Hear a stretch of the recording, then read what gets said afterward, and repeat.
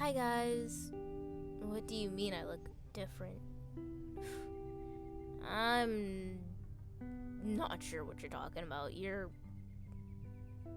speaking crazy. Anyway, this is day 1 and 2 of learning the art fundamentals. So, actually, quick side note here. I never really learned the art fundamentals before drawing, so sorry if I'm spouting lies or something. Put me on r/confidently incorrect. I wanted to do this because A, I feel like my art's lacking something.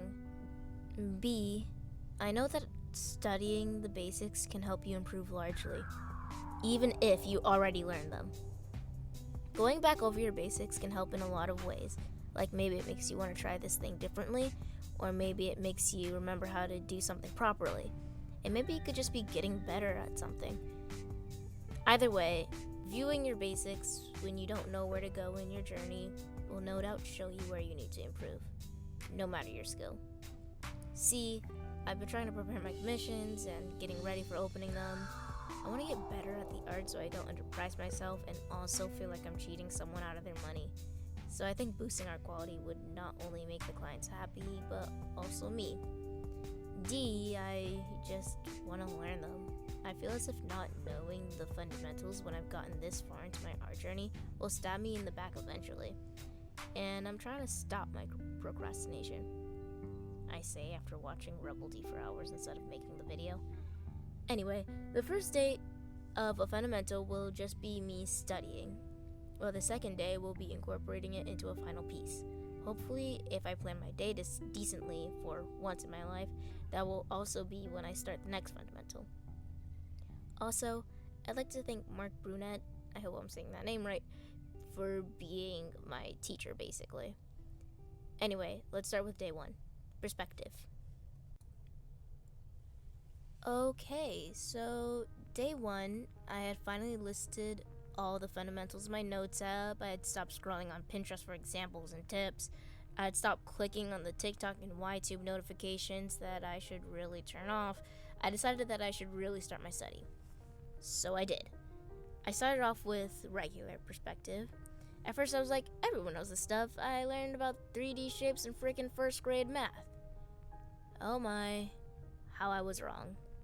Honestly, I didn't even know you could dislike a simple 3D shape as much as I did. They didn't feel 3D at the time.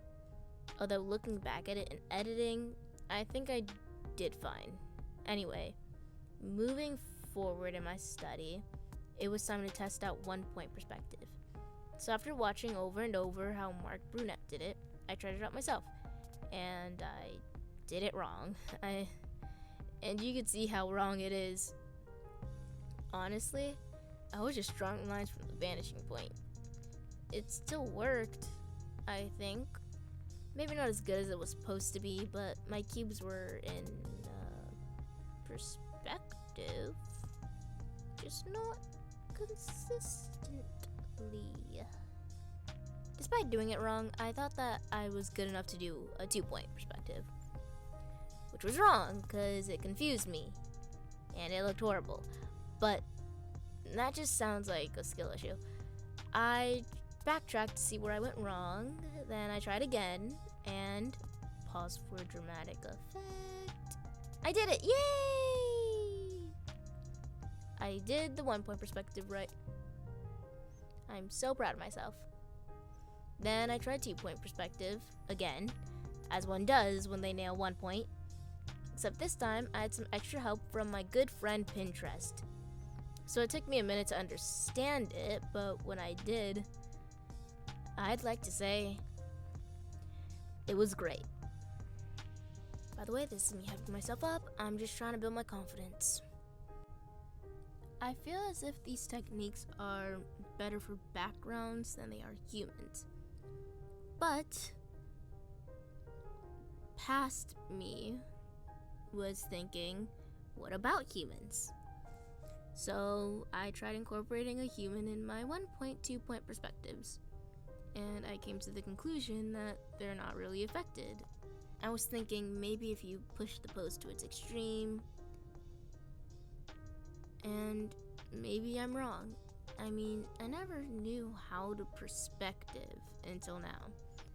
So I was like, how in the freak do these people warp their characters in such beautiful ways? Are they like doing it as a style choice?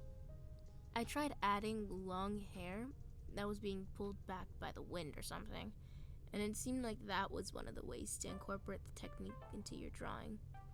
But then I decided to move on to 3-point. I've got to say, this is one of my favorite points. Maybe if I tried out fisheye perspective, I would like it more. But so far, I love 3-point.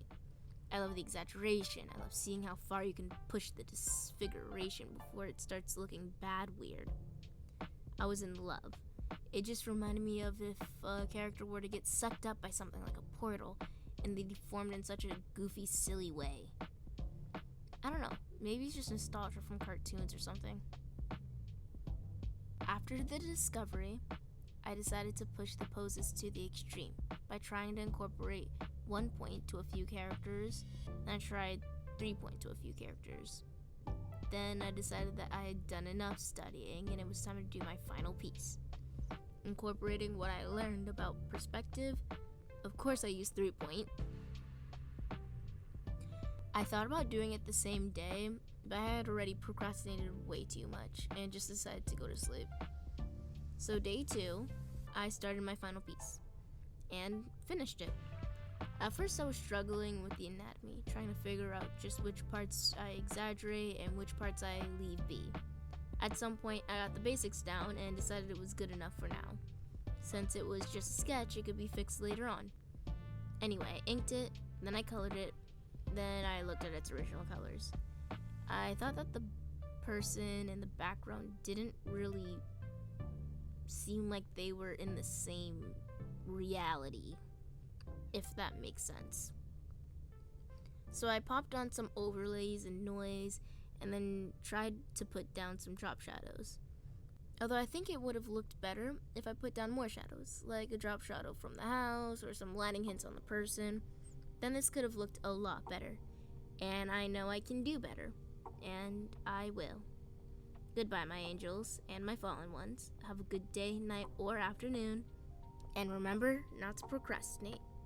If you do, then you'll end up like me, taking 2 days in a row to write a script because you decided that Rebel D was a way better way to spend your time.